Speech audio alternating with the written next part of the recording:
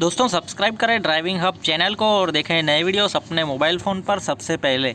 दोस्तों अगर आप एक बाइक खरीदना चाहते हैं और कंफ्यूज है कि पेट्रोल बाइक लें या ई बाइक लें, तो आज मैं आपको इसी के बारे में बताने वाला हूं कि आपके लिए पेट्रोल बाइक सही है या ई बाइक सही है। और इस वीडियो में मैं दोनों बाइक्स के बारे में डिटेल में कंपैरिजन देने वाला हूं, तो आप कोई भी पॉइंट मिस ना करें और पूरा वीडियो देखें, क्योंकि इस वीडियो को देखने के बाद आपका सारा कंफ्यूजन दूर होने वाला है। नमस्कार दोस्तों, मेरा नाम है नरेश और आप देख रहे हैं ड्राइविंग हब। आपका मेरे चैनल पर फिर से स्वागत है। तो चलिए शुरू करते हैं।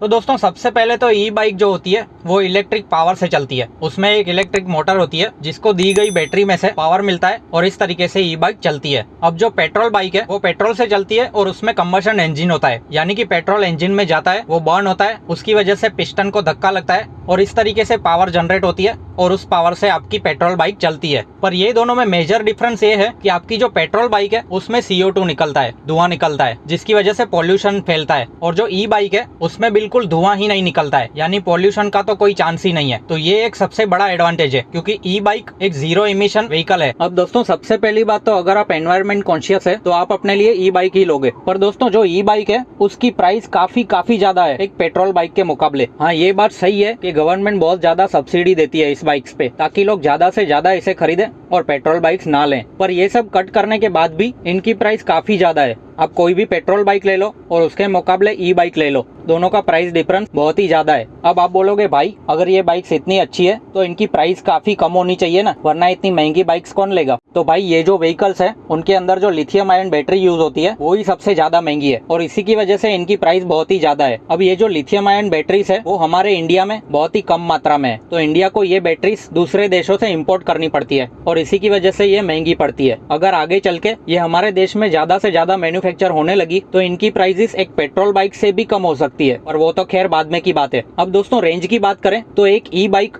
आपको एक फुल चार्ज पे 100 से लेकर 120 किलोमीटर की रेंज देती है और कुछ कम कैपेसिटी वाली बाइक्स आपको 80 किलोमीटर की रेंज भी देती है। और ये जो रेंज होती है वो टोटली बैटरी की कैपेसिटी और आपके चलाने के तरीके पर डिपेंड होता है। इसमें सबसे बड़ा क्वेश्चन तो ये है कि बैटरी खत्म होने के बाद क्या, आप अगर लॉन्ग ड्राइव पर जाते हो और वहाँ रास्ते में आपकी बैटरी खत्म हो जाती है तो आप क्या करोगे। अब दोस्तों लॉन्ग ड्राइव को तो छोड़िए, आप ऐसा रिस्क लेंगे ही नहीं, पर अगर आप सिटी में ड्राइव करते हो और आपको कहीं इमरजेंसी में दूर जाना पड़ा और आपकी बाइक में चार्जिंग नहीं है या कम है, तो उस टाइम पर मुसीबत हो सकती है। अब दोस्तों एक ई बाइक के चार्जिंग टाइम की बात करें तो वो भी काफी ज्यादा है। अब एक पेट्रोल बाइक की बात करें तो उसमें आपको पेट्रोल रिफिल कराने में मैक्स टू मैक्स 5 मिनट का टाइम लगता है, पर ई बाइक में ऐसा नहीं है। आपको एक फुल चार्ज करने में कम से कम 3 से 4 घंटे लगते हैं, और अगर फास्ट चार्जर से आप चार्ज करते हो तो भी मिनिमम 1 से 1.5 घंटा तो लगेगा ही लगेगा।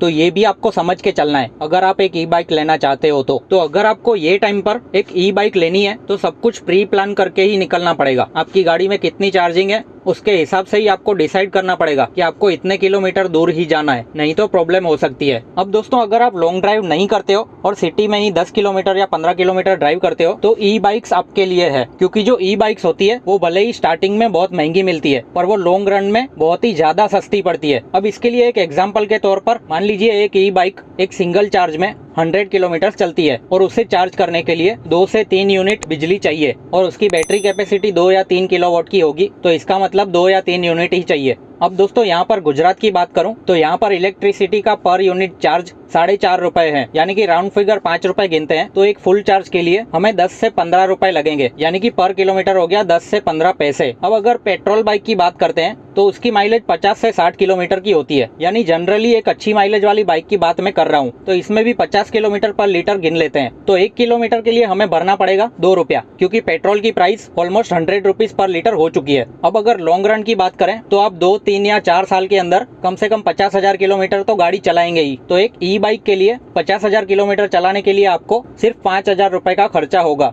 पर एक पेट्रोल बाइक के लिए ये खर्चा 1 लाख रुपए का होगा, जो कि बहुत ज्यादा डिफरेंस है। और आप देख ही सकते हैं कहाँ 10-15 पैसे और कहाँ 2 रुपए। अब दोस्तों मेंटेनेंस की बात करें तो ई बाइक्स में जीरो मेंटेनेंस है। अगर आपकी बाइक के टायर खराब होते हैं तो सिर्फ उसे चेंज करवाना है और गाड़ी चलाते रहनी है, उसे छोड़ के मोस्टली और कोई खर्चा नहीं आएगा। और जहाँ तक बैटरी की बात करें तो बैटरी भी 7-8 साल तो चल ही जाती है, उसके बाद बड़ा खर्चा आता है। पर नॉर्मली देखा जाए तो 5-6 साल या 7 साल में लोग वैसे भी 2 व्हीलर चेंज कर ही देते हैं, और ऐसे 70-80% लोग होते हैं जो इतने टाइम में 2 व्हीलर चेंज कर देते हैं। और अगर नहीं भी करते हो तो भी ये चलाने में इतना सस्ता है कि आपके पूरे पैसे वसूल हो जाएंगे। अब दोस्तों एक पेट्रोल बाइक की बात करें तो उसमें कंबशन इंजन होता है और काफी सारे मूविंग पार्ट होने की वजह से वो टाइम टू टाइम खराब होते रहते हैं और उसे चेंज करना पड़ता है। उसके बाद time to time engine oil भी चेंज करना पड़ता है, नहीं तो इंजन खराब होने का चांस हो जाता है। यानी कि पेट्रोल बाइक में खर्चे तो बहुत ज्यादा है, जबकि एक ई बाइक में बिल्कुल भी नहीं है। अब जो ई बाइक है उसके साथ एक प्रॉब्लम और है, क्योंकि ये नए नए मार्केट में आए हैं, तो अगर आपकी बाइक का कोई पार्ट खराब हो गया, उसे चेंज करवाना है, तो वो आफ्टर मार्केट में बहुत मुश्किल से मिलेगा या नहीं मिले ऐसा भी हो सकता है। वो सिर्फ ऑथोराइज सर्विस सेंटर में ही मिलेगा। और जैसे जैसे मार्केट बनेगा,